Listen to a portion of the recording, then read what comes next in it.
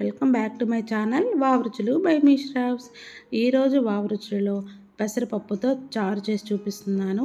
ఎప్పుడూ కందిపప్పుతో కాకుండా పెసరపప్పుతో ఒకసారి ఇలా ట్రై చేయండి, చాలా టేస్టీగా ఉంటుంది. వెంటనే ప్రాసెస్లోకి వెళ్ళిపోదాం. దీనికోసం ముందుగా స్టవ్ ఆన్ చేసుకొని కుక్కర్ తీసుకోవాలి. కుక్కర్లో 1 గ్లాస్ వరకు పెసరపప్పుని మీడియం ఫ్లేమ్లో కంటిన్యూగా కలుపుతూ వేయించుకోవాలి. పెసరపప్పు అనేది కొంచెం కలర్ మారిన తర్వాత స్టవ్ ఆఫ్ చేసుకొని వాటర్ వేసి 1 లేదా 2 సార్లు పెసరపప్పుని క్లీన్ చేసుకోవాలి.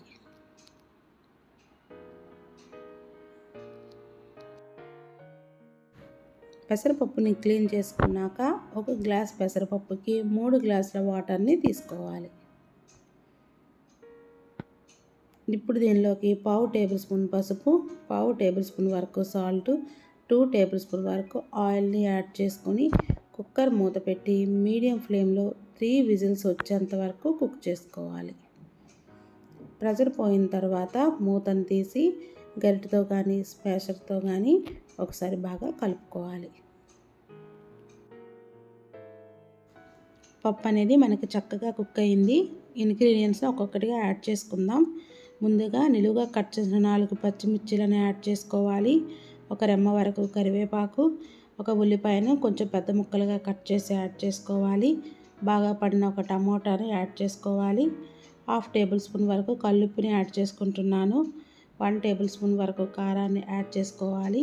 1 నిమ్మకాయ సైజ్ అంతా చింతపండు రసాన్ని పిండి 1 కప్పున్నర వరకు తీసుకుంటున్నాను. మొత్తాన్ని యాడ్ చేసుకున్నాక ఒకసారి బాగా కలుపుకొని విజిల్ లేకుండా మూత పెట్టి మీడియం ఫ్లేమ్లో 3 to 5 మినిట్స్ కుక్ చేసుకోవాలి. మధ్య మధ్యలో మూత తీసి కలుపుతూ ఉండాలి. దీనికోసం ఇప్పుడు మనం పోపుని రెడీ చేసుకుందాం. స్టవ్ మీద ప్యాన్ని పెట్టుకోవాలి. ప్యాన్లో 2 టేబుల్ స్పూన్ వరకు ఆయిల్ని యాడ్ చేసుకోవాలి. ఆయిల్ వేడెక్కిన తర్వాత 1 టేబుల్ స్పూన్ వరకు మిక్స్ చేసిన ఆవాలు, జీలకర్రని యాడ్ చేసుకుంటున్నాను. 4 వెల్లుల్లి రెబ్బలను దంచి యాడ్ చేసుకుంటున్నాను. 3 ఎండుమిర్చీలను కట్ చేసి యాడ్ చేసుకుంటున్నాను. 1 రెమ్మ కరివేపాకుని యాడ్ చేసుకుంటున్నాను. దీనిలోకి 1/2 టేబుల్ స్పూన్ పసుపు, చిటికెడు ఇంగువని యాడ్ చేసుకొని పోపుని బాగా వేయించుకోవాలి. పోపు అనేది వేగిన తర్వాత మనం ముందుగా కుక్ చేసుకున్న పెసరపప్పు చారుని దీనిలోకి యాడ్ చేసుకోవాలి.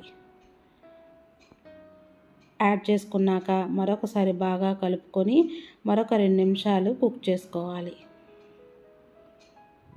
అంతేనండి, ఒంటికి చలువ చేసే ఎంతో రుచికరమైన పెసరపప్పు చారు అనేది రెడీ అయిపోయింది.